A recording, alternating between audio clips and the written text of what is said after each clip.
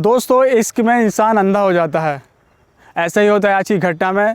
दरअसल दिल्ली का एक लड़का 27 वर्षीय एक लड़का मुंबई जाकर के कॉल सेंटर में काम करता है। वहाँ पर एक उसकी महिला मित्र एक लड़की से दोस्ती होती है और ये दोस्ती न जाने कब मोहब्बत प्यार में बदल जाती है और ये दोनों लिव इन में रहने लगते हैं। उसके बाद कुछ ऐसी बात होती है जिसे मुंबई छोड़कर दिल्ली आना पड़ता है।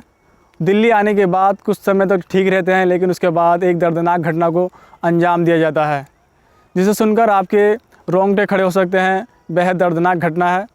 नमस्कार, आदाब, मैं हूं फैसल ख़ान और दरअसल एक कहानी है महाराष्ट्र के मलाडा पालघर की।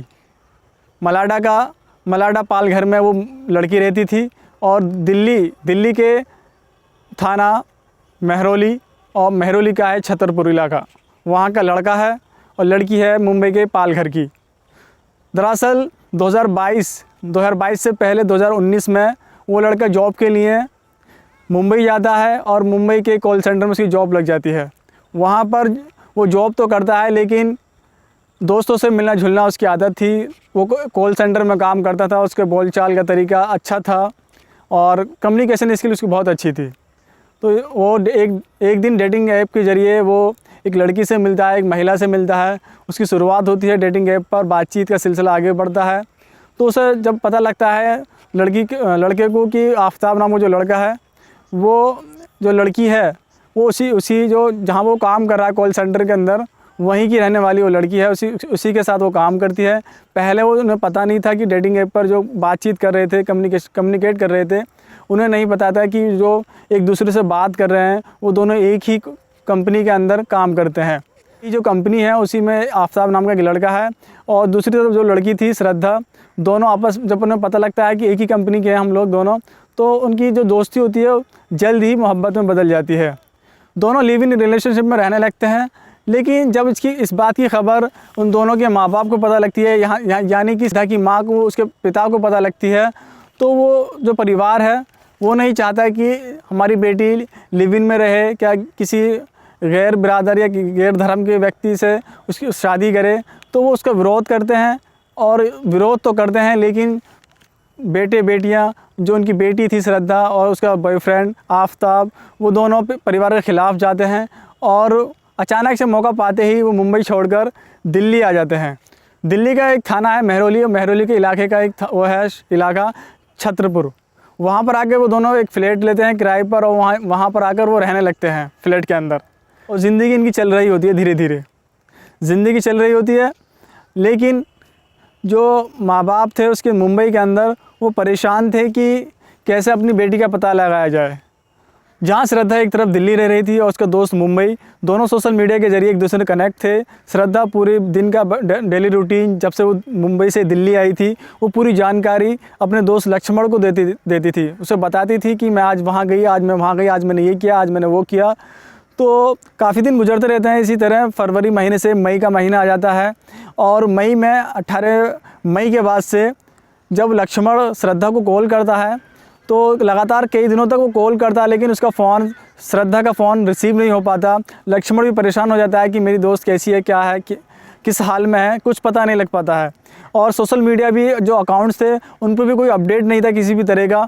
तो जो लक्ष्मण था, मुंबई में रह रहा था लक्ष्मण, श्रद्धा का दोस्त, वो उसके पिता 59 वर्षीय श्रद्धा के पिता विकास मदान वाकर को वो बताता है कि मैं श्रद्धा का दोस्त हूँ और काफ़ी दिनों से ट्राई कर रहा हूँ उसका फ़ोन, लेकिन वो उसका फ़ोन रिसीव नहीं हो पा रहा है।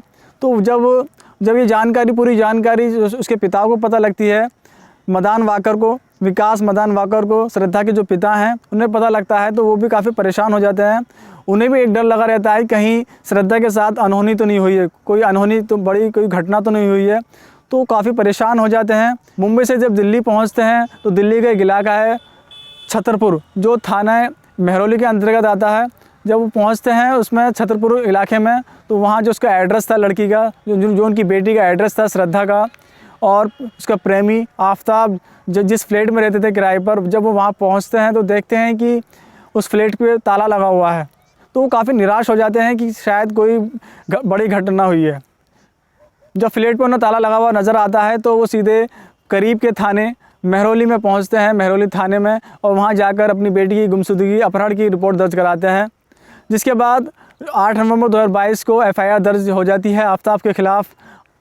रिपोर्ट दर्ज होने के बाद दिल्ली साउथ के एडिशनल DCP अंकित चौहान एक टीम का गठन करते हैं। उसमें फॉरेंसिक टीम और कॉल डिटेल निकलवाई जाती है, उसकी लोकेशन ट्रेस की जाती है। तो किसी इनपुट के आधार पर उन्हें पता लगता है कि आफ्ताब जो है वहाँ छिपा हुआ है, और इनपुट के आधार पर शनिवार को यानी कि 12 नवंबर 2022 को दिल्ली पुलिस उसे गिरफ़्तार कर लेती है और 2 दिन तक लगातार उससे पूछताछ की जाती है। और 14 नवंबर 2022 को दिल्ली पुलिस खुलासा करती है कि 5 महीने आज से करीब 5 महीने पहले आफ्ताब बताता है कि 18 मई 2022 को उन दोनों के बीच शादी का जो श्रद्धा है वो उस पर दबाव बना रही थी शादी के लिए, और वो काफ़ी परेशान था इस बात को लेकर कि इस पर दबाव बना रही है शादी को लेकर। ये बात सामने आती है कि श्रद्धा की तरफ से उसके ऊपर दबाव बनाया जा रहा था कि मुझसे शादी करो।